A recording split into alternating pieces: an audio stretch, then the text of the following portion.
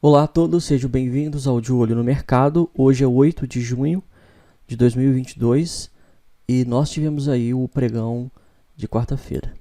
Lembrando que os estudos não se configuram como recomendação de investimentos, mas tem caráter educacional. O mini índice ele não segurou na média móvel de 20 períodos do gráfico diário, fechando abaixo da média e oficialmente possivelmente iniciando a tendência de baixa. Pelo menos ele está baixista, porque nós temos dois contextos, em que ele está em plena tendência de baixa, que é o comportamento que ele apresentou, desde março até o início de maio, meados de maio, tá? Isso é a plena tendência de baixa, onde ele faz topos e fundos descendentes. Esses topos e fundos, às vezes eles são sutis, Olha só, ele cai, aí ele sobe até a média, ele cai, Quando a gente olha aqui, a gente vê três candles baixistas, três candles vermelhos que indicam queda. Mas se você olhar a dinâmica dos preços dentro desses candles, você pode ver que os preços caíram, subiram até as médias e voltaram a cair. Acontece que no mesmo dia ele subiu e caiu e ele fechou em queda. Mas essa é a dinâmica que os preços vão fazendo. Ele faz um fundo, aí ele faz um topo mais baixo que o topo anterior, ele fez um topo lá em cima, fez um topo aqui e assim ele vai. Então aqui ele está em plena tendência de baixa. Tá? E aí quando ele está em plena tendência de baixa, as médias móveis estão viradas para baixo, os preços estão empurrando a banda de Bollinger inferior para baixo. Aqui no DMI, o DI-, essa linha vermelha está acima do DI+, essa linha verde. O ADX está subindo, mostrando que a força da tendência vigente está em alta. O histograma do MACD está baixista. Baixista quer dizer que essas colunas elas são formadas a partir do eixo zero para baixo. Você pode ver que tem colunas para cima e colunas para baixo. Quando as colunas estão para baixo, está baixista. Então, quando há o alinhamento de tudo isso, candles baixistas, candles formando topos e fundos descendentes. Médias móveis viradas para baixo, de 3, 8, 20 e 200. A 200 períodos é mais longa, mas pelo menos a 3, 8 e 20 períodos. Essas três aqui, tá? Viradas para baixo. Banda de Bollinger sendo empurrada para baixo. DMI com DI- acima do DI+, histograma do MACD baixista, isso é tendência de baixa. Aqui, o que nós temos? Nós temos o candle de queda, o candle baixista, abaixo da média de 20. Tá. Só que a média de 20 ela ainda está virada para cima. Pelo menos flat, em linha reta. Então, não estão com todas as médias viradas para baixo. As bandas de Bollinger estão afastadas. É necessário que as duas bandas, elas se comprimam, se aproximando dos preços, e aí os preços retomem a queda e empurrem essa banda para baixo, se for iniciar a tendência de baixa, tá? Aqui no DMI, o DI- já está acima do DI+. Só que o ADX, essa linha branca que mostra a força da tendência, está a 20.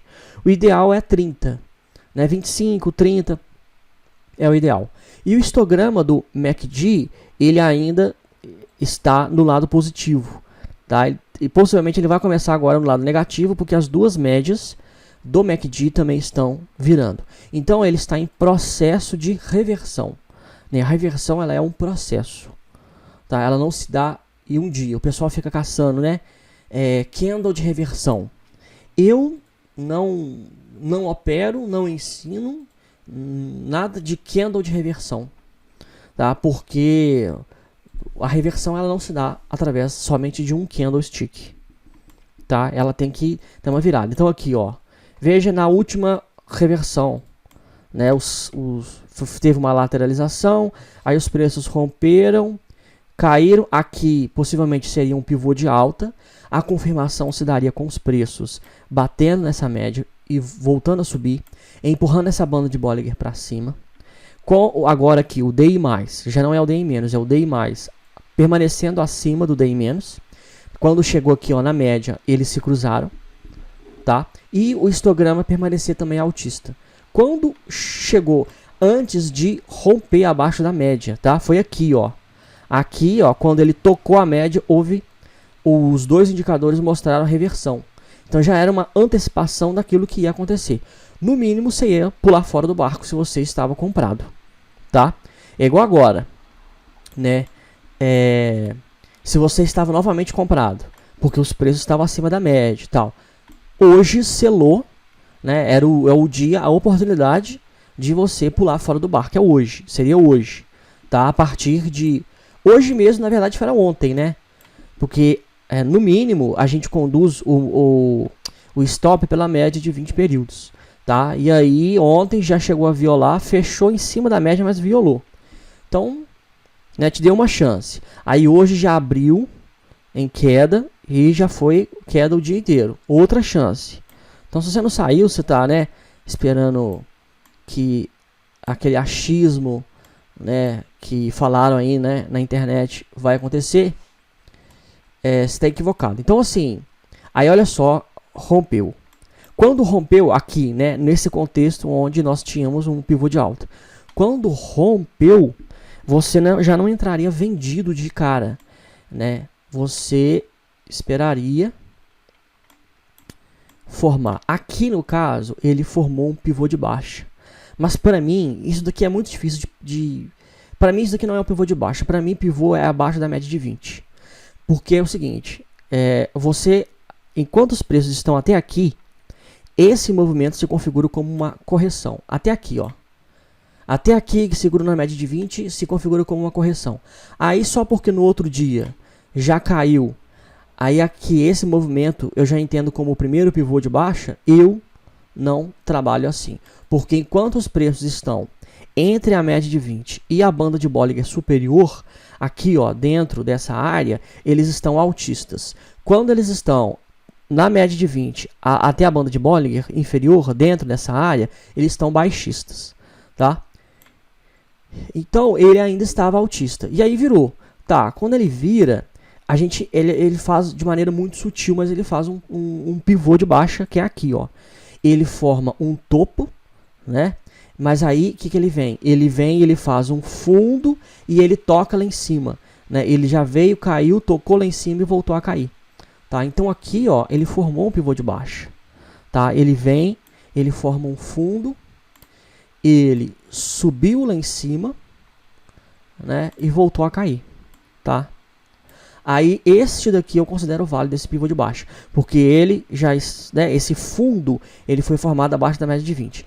Mas o ideal, qual que seria o momento ideal? Ó, quando a média de 20 está virada para baixo, porque aqui também é uma tentativa de antecipação. Então, na fritada dos ovos, o mais seguro é você esperar a reversão completa. E o candle mais seguro nesse contexto aqui, para você entrar, seria este aqui, ó. O candle de referência. Porque aqui, este candle aqui, ó. Vamos lá. Este candle,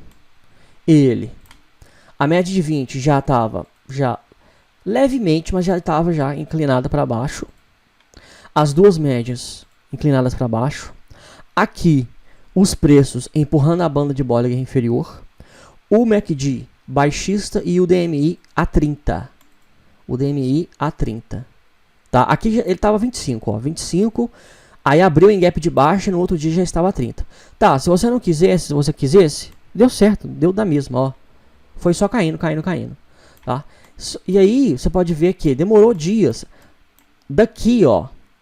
Aliás, daqui, do rompimento da média de 20 até a entrada ideal, rompeu aqui, né? Aqui rompeu. Então, ó, 1, 2, 3, 4, 5, 6, 7.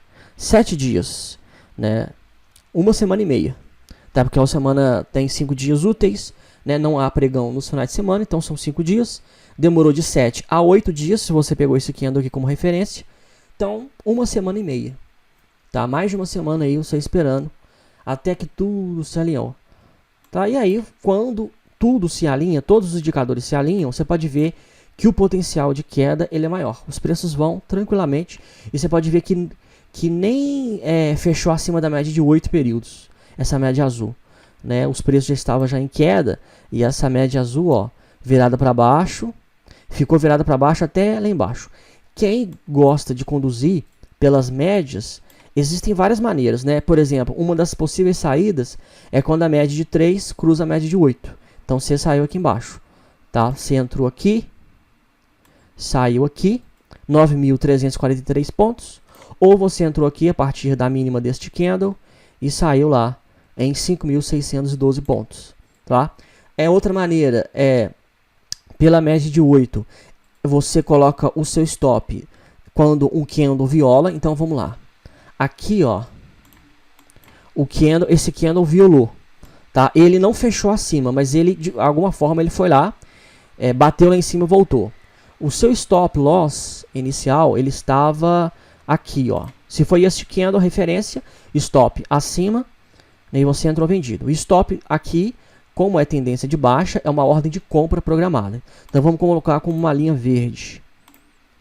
Tá, vamos colocar um verde mais negócio. Tá, aqui era o seu stop.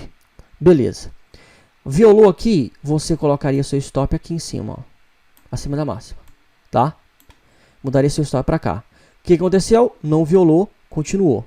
Aqui violou. Violou, né? Ele subiu e fechou aqui. Seu stop, você colocaria ele um pouquinho acima do candle. O que aconteceu? Preços voltaram a cair. Não subiram, não acionou seu stop. Voltou a cair, beleza. Ó, seu stop tá lá. Tá caindo, aqui violou. Você pega o seu stop e coloca acima. Vamos ver se acionou. Acionou. Aí aqui acionou. Você saiu a 107.133 pontos. Então você teve mais ou menos 8.418 pontos, ou aqui 4.891, quase 5.000 pontos. Então essas são as formas aí de condução do stop, tá? Isso tudo, essas formas de condução, eu falo aqui no meu curso Fundamentos de Análise Técnica, tá? Eu tenho ele avulso aqui na Udemy, né? E tem ele dentro da Grafistas, tá? Aqui na grafistas.com.br, nosso site, e aqui tanto no plano Grafistas Pro de R$ 29,90 quanto o Grafistas Master você tem o curso Fundamentos de Análise Técnica. Uma das aulas aqui, ó, quer ver? A grade é essa aqui, ó, stops, como usar. São 32 minutos em que eu explico sobre os stops, tá? Então essa é a forma de condução. Então assim, eu expliquei o cenário ideal, eu expliquei o que é o ideal. Tá acontecendo agora? Não.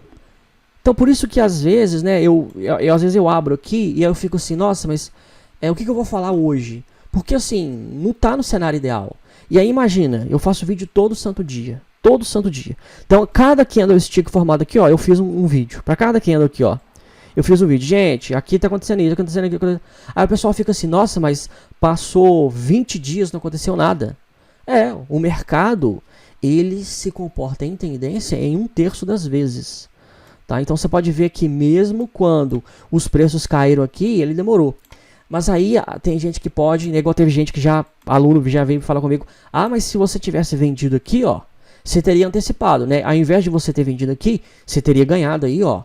Né? Vamos ver aqui, ó, olha só, da média de 200, vamos lá, da média de 200. Até aqui, ó, foi 3.000 pontos.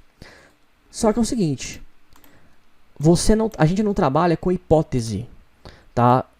Você entrou vendido aqui, se entrasse vendido aqui, deu certo.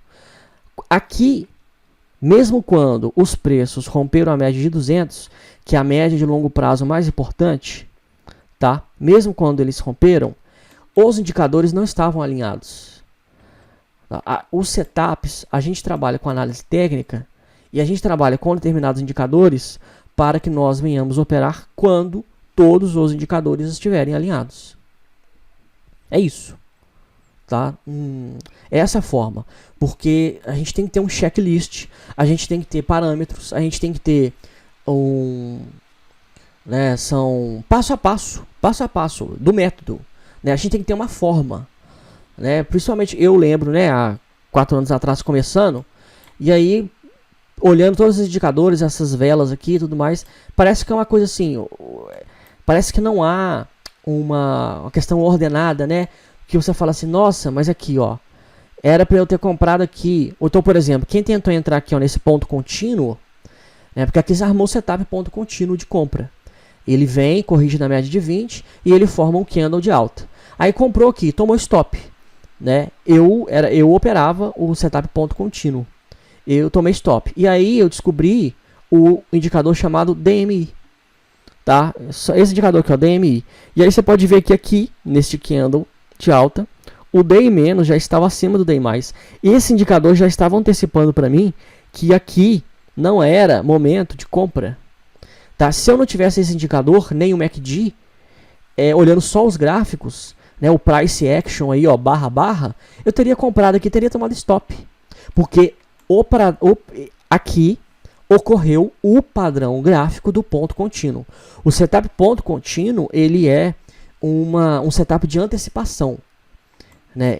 Porque aqui, ó, fez correção, mas este pivô de alta só vai ser confirmado que ele é um pivô de alta depois que os preços romperem aqui, ó, o topo dele. E os preços não romperam, tá? Então, assim, eu olhava que esse setup ponto contínuo era um dos que eu utilizava. No início, eu fiquei 2 anos utilizando só a média de 20 períodos. Eu não utilizava a média de 20 e a média de 200, só. Eu não utilizava mais nenhuma média. Nenhuma. Só essas duas médias. Não utilizava a banda de Bollinger, né? E aí ficava. Entendeu? Eu ficava à mercê de situações como essa. Tá? Mas aí, com o tempo, a gente vai descobrindo outros indicadores e vai vendo que o nível de acerto, quando a gente utiliza em conjunto todos esses indicadores, é melhor, tá? Porque você pode ver que quando todos eles estão alinhados, aí os preços estão em tendência. Então eu não vou entrar vendido aqui, porque rompeu a média de 20, né? E aí ele vai vir buscar, porque a leitura gráfica inicial, assim, de price action, né, seria barra, seria analisar então qual que é o próximo suporte. Quais são os próximos suportes? Nós temos um aqui, mas aqui foi um repique. Talvez nem consideraria esse aqui, ó, 103.400 pontos, que é este fundo, tá? Porque foi um fundo, né, relativo, os preços eles interromperam essa pernada de baixa, né, para poder subir. Então, o suporte mais importante antes dos preços aqui é este daqui. Então, a leitura que muitos fazem por aí é o seguinte: vou entrar vendido aqui agora, né, para poder buscar aqui embaixo. Ah, os preços eles podem ir? Isso pode acontecer? Tá, isso pode acontecer. Só que os meus indicadores não estão alinhados, mostrando que isso aconteceu. Eu não tenho a minha banda de Bollinger inferior aqui sendo empurrada para baixo. E para mim, o momentum, né, essa palavra em latim, momentum, né, com UM no final, ela quer dizer momento, né? E ela não apenas quer dizer momento, mas ela quer dizer o sinônimo, né, para a gente aqui na análise técnica. Momentum quer dizer gatilho, quer dizer impulso, quer dizer o início da tendência, né, ou quando todos os indicadores estão alinhados e aí você opera. Isso é momentum, tá? E aí a gente opera só quando há momentum, tá? Mesmo que no gráfico semanal, né, e os preços seguraram aqui na média, possivelmente nós estamos diante de um pivô de baixa do gráfico semanal, mas ele não foi confirmado, só vai ser confirmado se romper aqui embaixo, tá? Então, até lá, você não faz nada, tá? Não faz nada, porque swing trade de mini contratos, em que você só opera alavancado, não tem como você não operar alavancado. Aliás, tem como tem, né? Tem como tem, minto. Se você tiver bastante dinheiro como margem, tá? Mas aí, para um swing trade, as corretoras exigem, tem corretora que exige 3 mil reais aí, né, de margem. O ideal seria muito mais, tá? 3 mil reais de margem para um mini contrato, ainda assim é temerário, tá? O ideal é mais. Então, assim, você não opera alavancado se você tiver muito dinheiro, né? Então, se você tiver lá uns 20, 30 mil para operar um mini contrato, aí você tá folgado, aí você, né, você nem esquenta a cabeça. com gaps, com nada, tá? Só que vai demorar, né, para você ter, porque você tem 20, 30 mil, né, até você ter aí um resultado, né, interessante, pode demorar um pouco. Então, assim, o ideal é entrar quando há momentum, tá? Então, essa é a explicação aí de momentum no mini dólar, porque, né, eu venho, faço vídeo todo dia, tem dia até que dou uma desanimada, né, e eu penso assim, mas o que eu vou falar, o que me veio na cabeça aqui para falar com vocês é o seguinte, o que é o ideal, não está acontecendo o que é ideal agora. E isso se torna meio cansativo, né? A gente ficar todo dia. Igual, por exemplo, aqui no mini dólar. É hora de comprar mini dólar, o dólar tá subindo, é o terceiro dia consecutivo. Aí você vai lá na Infomoney, né? A plataforma lá da XP, que é enviesada, que tem matéria comprada. E como eu já provei tudo isso aí, né? Em artigos, né? Mostrando que aí, a Mielos, né, nos últimos trimestres, soltou aí um resultado horrível, né? Horrível. E aí eles pegaram lá a informação de que aumentou a base de clientes e colocaram lá no site da Infomoney como uma notícia, né? Mielos bate recorde de aquisição de clientes. Só que a empresa teve milhões de reais de prejuízo. Mas aí o que é? É a reportagem comprada. Os caras vão lá, compram a reportagem para induzir a pessoa física a ir lá comprar. Porque o papel tá barato, tá R$2, um e pouco. E aí, né, se, sei lá, 100 pessoas, 1000 pessoas comprarem, né, se entrar um volume de 50 mil, 100 mil reais, já é alguma coisa. Né, o preço já vai pelo menos segurar. Né? Então, assim, fica nesse trem, né, de manipulação, esses crimes financeiros que dão nos nervos, tá? E aí, o que eles fazem? Eles falam, né, porque o jornalismo é sensacionalista. Nós estamos no terceiro dia, terceiro pregão de alta. Né, dólar saiu, e aí eles pegam a informação lá de baixo. Dólar saiu de 4,75 e já está 4,95. E aí em uma semana, não sei o que. Tá, mas graficamente não tem o que fazer nada. Graficamente não é a hora de se fazer nada. Tá? MACD está deixando de ser baixista agora. O DI+, acabou de cruzar o DI-. A banda de Bollinger está muito afastada. Então, se tem se um critério do meu checklist não está sendo atendido, eu não opero. Tá? Eu já escrevi sobre isso já no artigo, né, para fechar aqui a nossa análise, que eu vou, né, eu já expliquei bastante coisa, e eu acho mais útil, muito mais útil, eu dar uma aula, né, nem que seja de uns 20, 30 minutinhos sobre algo interessante, do que eu ficar aqui remoendo o que aconteceu no mercado. Né, porque é melhor você ensinar a pescar do que, né, dar o peixe para a pessoa que está com fome. Então, eu já escrevi sobre a questão da cultura do checklist, né? Os astronautas, eles utilizam checklists para tudo, né? Porque são muitos procedimentos, né? São muitos equipamentos, é muita tecnologia. Um erro deles pode ser fatal. E aí, né, eles sempre otimizaram. Essa cultura que tem hoje de coaching, de alta performance e tudo mais, isso vem um pouco também da filosofia também de treinamento de atletas de alta performance e também de astronautas, tá? Assim como, por exemplo, a gestão de projetos, né, a área de gestão de projetos, que o livro texto da área é o PM Book, né, do PMI. A gestão de projetos, ela foi construída dentro da NASA, né? É uma metodologia que os engenheiros conseguiam, né?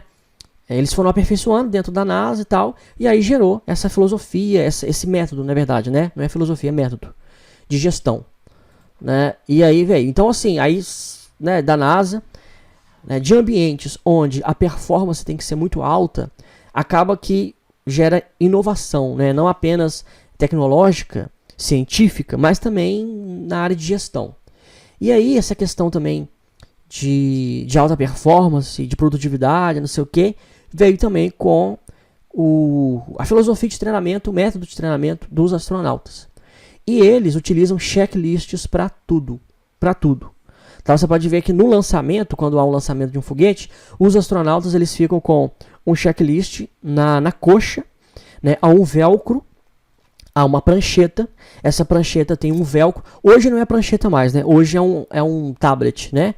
Um tablet que tem um velcro atrás desse tablet. E esse velcro, e eles têm um velcro também no macacão, naquela roupa lá espacial que eles utilizam.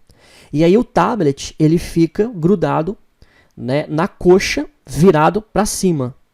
Porque aí o comandante, o copiloto, etc e tal, eles podem, né, checar, e eles vão checando no checklist.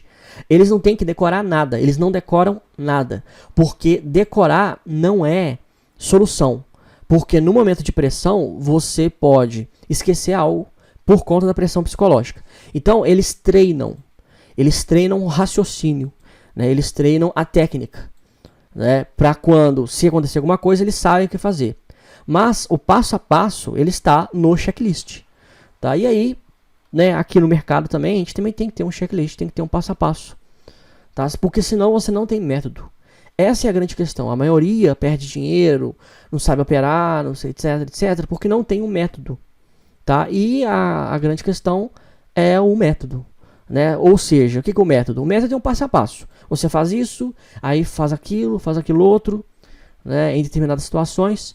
Né? Eu assisti uma aula do Oliver Velez, né, um dos day traders aí mais famosos da atualidade, e ele falou que a diferença dele para um trader iniciante é que ele sabe, ele tem 30 anos aí de mercado e ele sabe o que fazer em qualquer situação. Qualquer situação. Então ele entrou vendido. O preço subiu muito, subiu 50 pontos. Ele sabe o que ele vai fazer.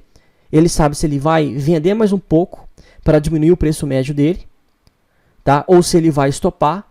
Ele tem plano de ação para tudo. Tá? Então esse é o segredo aí de se investir, né? De se operar na Bolsa de Valores. Ok? Então é isso, né? Já falei sobre o nosso site e o nosso curso. Qualquer dúvida, estou à disposição. Um abraço a todos. Se Deus quiser, até amanhã.